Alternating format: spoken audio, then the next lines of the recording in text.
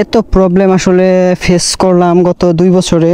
9700 kilometre চালানোর পরে হচ্ছে রিভিউ দিতেছি, তো এই বাইকটা চালামই না। এত পরিমাণের প্রবলেম আসলে বাইকটা চালাইতে মন চাইতেছে না। তো ভিডিওতে অনেক কিছুই থাকছে, তো আপনারা সাথেই থাকেন, অনেক ইনফরমেশন আছে, অবশ্যই জানতে পারবেন পুরো ভিডিওটা যদি দেখেন তাহলে। আসসালামু আলাইকুম। তো আজকে আমি আমার বাইকটা নিয়ে বের হয়েছি একটা বন জঙ্গলের পাশে। তো আজকে কোনো রাইড শেয়ার হবে না, রাইড শেয়ারিং মানে কোনো রিলেটেড কোনো ভিডিও হবে না। আজকে হচ্ছে আমার এই জিক্সার মনোটন বাইকটা প্রায় 2 বছর হয়ে গেছে চালাইতেছি। এত প্রবলেম আসলে জিক্সার বাইকটা কিনাটা কতটা ভালো আজকে এই ভিডিওর মধ্যে থাকছে। আর আমার এই প্রায় 2 বছরের মধ্যে কত পরিমাণে কাজ বাড়ছে, তো সেটা নিয়ে আজকে আলোচনা হবে। ফার্স্ট অফ অল হচ্ছে আজকে আমার ভিডিওর ইন্ট্রোটা দিয়ে নেই। Hello everyone, this is Riyas, welcome to my YouTube channel Riyasuddin blog. তো দীর্ঘ প্রায় 2 বছর হয়ে গেছে যে আমি আমার এই জিক্সার মনোটন বাইকটা চালাইতেছি। এত প্রবলেম যে আসলে কি কারণে হয়েছে এটা অবশ্যই ভিডিও শেষ পর্যন্ত দেখলে অবশ্যই জানতে পারবেন। তো প্রথমত হচ্ছে আমি একটু লিস্ট করে রাখছি। আচ্ছা সময়টা বলি, সময় হচ্ছে 11টা 23, প্রায় দুপুর হয়ে যাইতেছে। বাইকের প্রথমত আমার মানে ফার্স্ট যেটা প্রবলেম ছিল সেটা হচ্ছে টেপিট অ্যাডজাস্ট এখনও করতে পারি নাই। ফার্স্ট একবার করা হয়েছিল, তো সেটা করতে পারি নাই। তো এটা শোরুমে নিয়ে যাই করতে হইব। ফার্স্টে হচ্ছে টেপিট ক্লিয়ারেন্স যেটা আছে এটা খুব মানে শব্দ করে, বাইরাবাড়ি করে। আর গত 2 বছর যে আমি বাইকটা চালাইছি, 2 বছরই ধরা যায় যে বাইকটা চালাইছি, এর মধ্যে হচ্ছে সামনের চাকা যখন যে লিক হয়েছিল তখন দেখাইছিলাম একটা ভিডিওতে, মানে কোনো জেল নাই। 2টা বছরের মধ্যে একটা জেলও ভরা হয় নাই। তো 6 মাস পর মানে চেক করা দরকার, আসলে করা হয় নাই। এটা আমার ভুল হয়েছে। আসলে একটা বাইক চালাইলে আস্তে আস্তে সবই শেখা যায়। তো প্রথমত টেপিট ক্লিয়ারেন্সটা ঠিক করতে পারি নাই, এটা খুবই প্রবলেম হয়েছে। জেলটা আসলে খুবই জরুরি একটা জিনিস। যদি ধরেন আপনার কোনো মানে তার কাটা ডইকা যদি লিক টিক হয়ে যায়, যে কোনো কারণে কাটা ডইকা যদি লিক টিক হয়ে যায়, তাহলে হচ্ছে ওই জেলটাই আপনাকে অনেক সাপোর্ট দিবে। তাহলে আর মানে হাওয়া দিতে হবে না। দেখা গেছে আপনি বুঝতে পারছেন যে চাকাতে কোনো কিছু ঢুকছে, তো তারপর একটা ঘুরানি দিলেই বা চাকা চললেই জেলটা ওই জায়গায় বন্ধ করে দিবে, ছিদ্রটা বন্ধ করে দিবে। তো এটা হচ্ছে দ্বিতীয় পার্ট। সামনে পিছনে কোনোটাতেই জেল ঢুকানো হয় নাই, তবে জেল ঢুকাবো। বেশ কিছু কাজ জমছে। তারপর হচ্ছে আমার সামনের যে ব্রেকটা, তো এই ব্রেকটা চেঞ্জ করতে হইব। ব্রেক এটাও সম্ভবত চেঞ্জ করা লাগতে পারে। ব্রেক শুগুলা চেঞ্জ করতে হইব। মানে এই নর্মাল শু যদি লাগানো হয়, মানে আফটার মার্কেট আপনার স্টক যেগুলো আছে সেইগুলোতে আপনি মনে করেন যে অনেক দিন মানে চলবে, কিন্তু আফটার মার্কেট যদি আপনি দেখা গেছে 200 টাকা বাঁচাইতে যান, 200 টাকা বাঁচাইতে গিয়ে আপনি কিন্তু বড় ধরনের ক্ষতি হয়ে যায়। ধরেন এটা মেবি 750 বা 800 টাকা এরকম হবে ব্রেক শুটা। তো ওইটা যদি আমি 500 টাকা দিয়ে কিনি, তাহলে দেখা গেছে ওই 500 টাকা ওই জায়গায় 200-300 টাকা বাঁচাইতে চাইয়া আমার এই ডিস্কটা 2000-2500 টাকার ডিস্ক এটা নষ্ট হয়ে যাবে। তো এরকমই হয়েছে। আপনারা এরকম কাজ কখনোই করবেন না। মানে যেইটাই কিনবেন আফটার মার্কেট যদিও কিনেন, অরিজিনালটা কেনার চেষ্টা করবেন। তো আমার এরপর থেকে আমার এইভাবে এইটাই করতে হবে। তবে আমি এখনও কোনো কিছু চেঞ্জ করি নাই। গত 2 বছরে কোনো কিছু ওইরকম চেঞ্জ করা হয় নাই, বড় ধরনের কোনো কাজই করি নাই। তো এই কাজ না করাতে আসলে আমার বাইকের অনেক কাজ জমে গেছে গা। তবে আমি যখন বাইকটা কিনছি, কেনার পরে ফুয়েল ভরছি আর ইঞ্জিন অয়েল ভরছি, মানে এগুলোই মানে চেঞ্জ করা হয়েছে বেশি, কারণ এগুলো ছাড়া তার বাইক চলবে না। আর এমনিতে হচ্ছে কোনো পার্টসপাতি এটা সেটা তেমন কিছুই লাগানো হয় নাই। তেমন কিছু লাগানো বলতে স্পার্ক প্লাগটা চেঞ্জ করা হয়েছে, আর সামনের হচ্ছে হেডল্যাম্পটা করা হয়েছে চেঞ্জ। কারণ হচ্ছে যেটা স্টক যেটা ওইটাতে একেবারে আলো কম হয়, রাতের বেলা তো দেখাই যায় না, এটাতে তাও মোটামুটি দেখা যায়। তবে আমার হচ্ছে এই হেডলাইট যে বাতিটা আছে, তো এটা আমি আসলে কিনি নাই। এটা হচ্ছে আমার এক ভাই দিছিল, উনি চেঞ্জ করছিল, ওনার এটা ভালো লাগে নাই, পরে উনি আরেকটা একটু দামি লাগাইছে, দেন এটা আমাকে দিছে, পরে এটা আমি লাগাই নিছি। তো যাই হোক, এই হচ্ছে মানে 2 নাম্বার 3 নাম্বার। আর হচ্ছে শেষে যেটা 4 নাম্বার টপিকটা হচ্ছে অয়েল সেল। এই অয়েল সেলটা যাওয়ার কারণটা আমি সম্ভবত বুঝতে পারছি। এই যে আমার পিছনের যখন মাঠগাটটা পয়রা ভাঙা যায়, তারপরেই হচ্ছে আপনার এই জায়গা থেকে তেলটা বের হয়। তো এই মানে এটা অয়েল সেলটা চলে যাওয়াতে এখানে যে তেল বের হইতেছে, এখন কিন্তু প্রেসার শুধু একটাতে পড়তেছে। তবে আমি এখনও চেঞ্জ করতে পারি নাই, মানে একসাথে চেঞ্জ করে ফেলাইমু। তো এই হচ্ছে অবস্থা আমার বাইকের। এই কাজ 2 বছরে বাড়ছে। তবে ফার্স্টে বলেছিলাম হচ্ছে যে জিক্সার বাইকটা আসলে কতটুকু ভালো, বা মানে আপনারা কিনবেন কি কিনবেন না।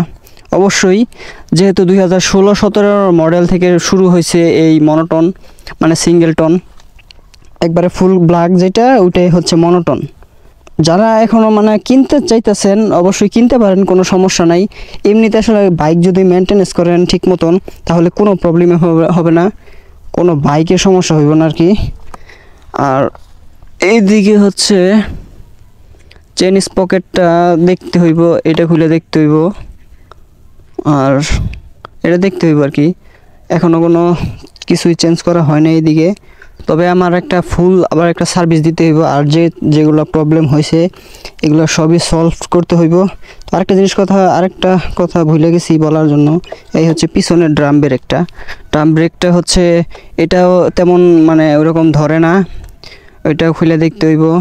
আমি আসলে ওইরকম ট্যুর দেওয়া হয় না, আসলে কোনো জায়গায় যাওয়া হয় না, যাই না, তো তার জন্য আসলে ওইরকম করে মানে করে না। জাস্ট এই দেখা গেছে এক সময় খুব বেশি চালালে 20 কিলো 30 কিলো, আপ ডাউনে হয়তো 50-60 কিলো এরকম হয়ে যায়, এর বেশি মানে চালানো হয় না। যদি কোনো দূরে যাওয়া হয় তাহলে হচ্ছে ওই যে ওরকমই, মানে আপ ডাউনে হয়তো 50-60 কিলো এরকম হয়। আর এমনিতে হচ্ছে আমি খুব বেশি দূরে যাই না বাইক নিয়ে। আর আপনাদের এক ভাই প্রশ্ন করছিল হচ্ছে ট্যাঙ্কে হচ্ছে জং ধরে। আসলে জং তো ধরার তো এই যে সাইড দিয়ে অবশ্য ধরে। যারা বাইক ওয়াশ করেন, আপনারা যারা বাইক ওয়াশ করা হয়, মানে ওয়াশ করেন যে কোনো জায়গায় হাই স্পিড পানি দিয়ে কোনো দোকানে, তো পানি দেওয়ার পর মানে ওয়াশ কমপ্লিট করার পর আপনারা কী করবেন, এটা খুলবেন। এটা খুইলা নেকড়া দিয়ে সুন্দর করে মুছা দিবেন, যাতে ভিতরে পানি যাতে না যায়, সুন্দর করে মুছা দিবেন। তাহলে হচ্ছে এই সাইড দিয়ে জং ধরবে না। এটা আমার আমি যখন সেকেন্ড হ্যান্ড কিনেছি তখনই মোটামুটি এরকমই জং। তারপর থেকে আমি পানি গেলেই নেকড়া দিয়ে সুন্দর করে মুছে ফেলাই। আর এদিকে ড্রেন লাইন আছে একটা, এদিকে নিচ দিয়ে একটা, এই যে এদিকে পাইপ বের হয়েছে, দাঁড়ান এটা লাগাই নেই। এই যে এই পাশে হচ্ছে এই যে ড্রেন লাইনের পাইপ, এটাই হচ্ছে ড্রেন লাইনের পাইপ।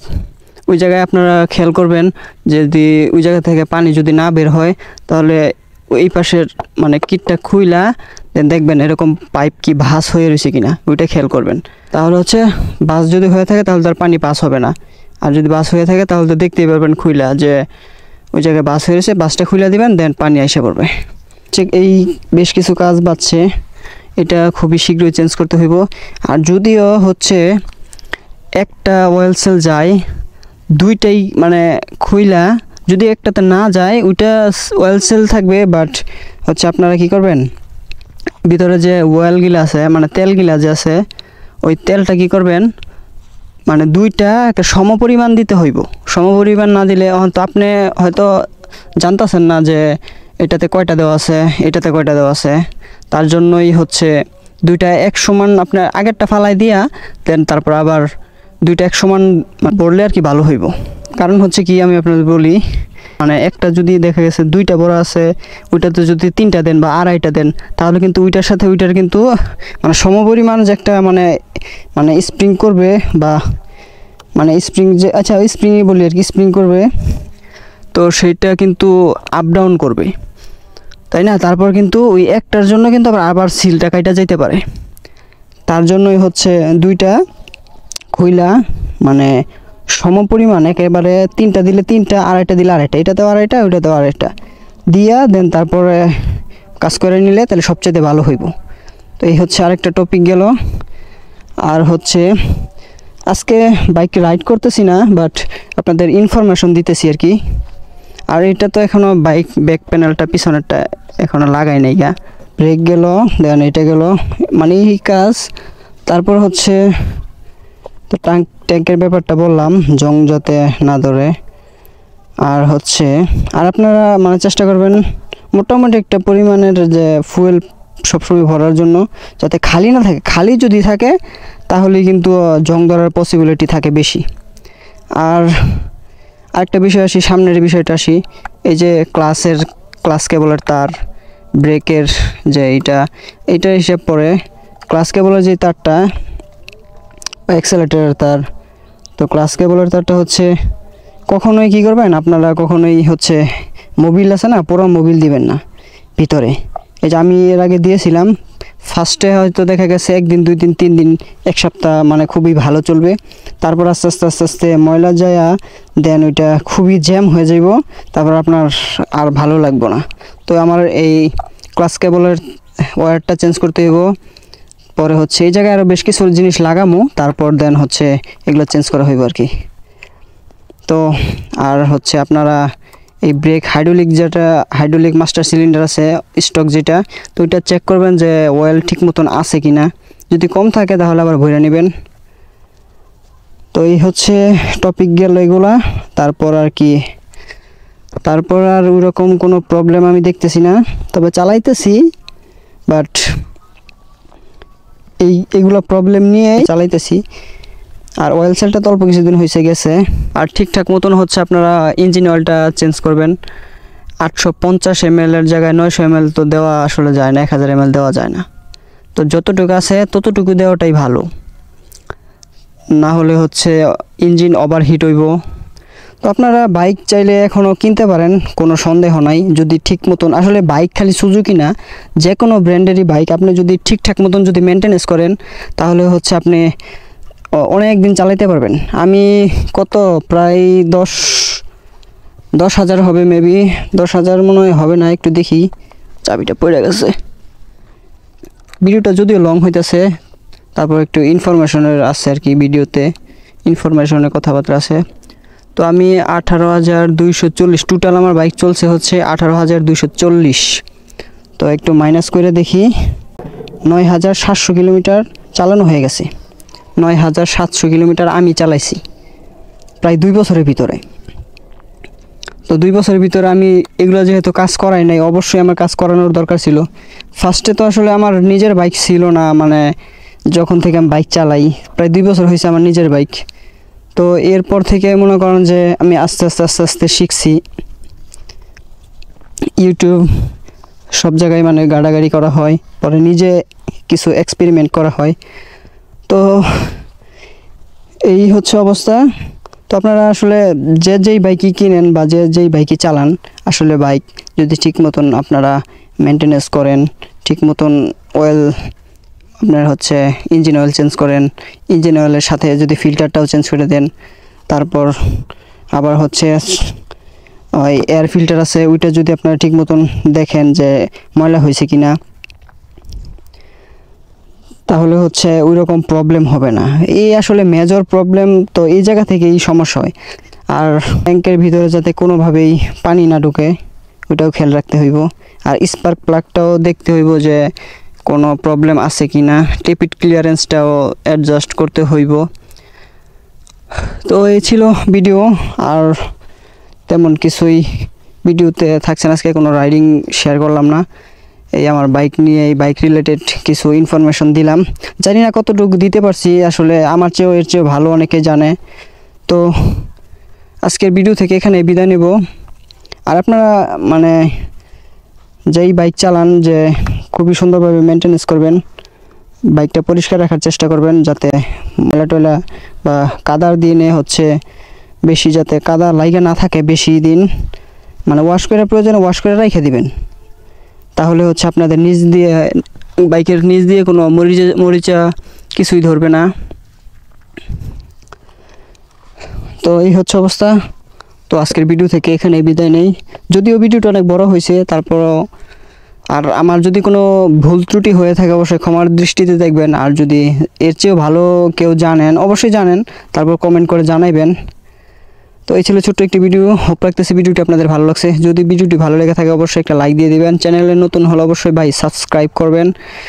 অবশ্যই সাবস্ক্রাইব করে ফ্যামিলি মেম্বার হয়ে যাবেন। আর দেখা হচ্ছে এরকমই ভিডিও নিয়ে সামনে আবার। যতক্ষণ পরবর্তী ভিডিও নিয়ে আমি না আসতেছি ততক্ষণ ইনশাআল্লাহ আমরা থাকবো ভালো, আমরা থাকবো সুস্থ। সবাই ভালো থাকবেন, সুস্থ থাকবেন, এই প্রত্যাশা নিয়ে আমার রিভিউ ভিডিও শেষ করতেছি। আল্লাহ হাফেজ, আসসালামু আলাইকুম। আর সবাই বেশি বেশি সাবস্ক্রাইব করেন। 1000 সাবস্ক্রাইবার হইতে আর অল্প কিছু বাকি আছে, খুবই তাড়াতাড়ি সাবস্ক্রাইব করেন। তো সবাই ভালো থাকবেন, আল্লাহ হাফেজ।